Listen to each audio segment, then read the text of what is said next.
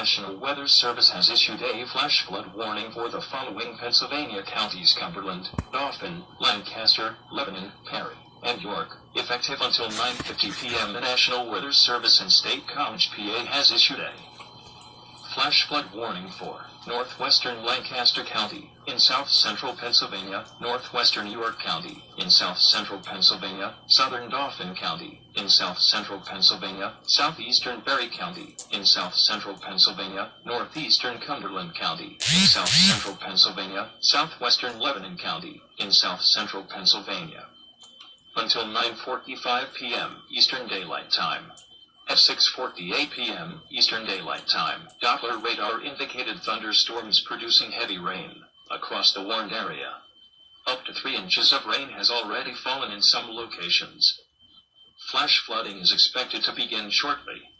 Some locations that will experience flooding include Harrisburg, Carlisle, Lower Allen, Hershey, Colonial Park, Elizabethtown, Progress, Mechanicsburg, Middletown, Camp Hill, Mountjoy, Palmyra, New Cumberland, Linglestown, Enola, Steelton, Lemoyne, Hummelstown, Cornwall, and Plainfield.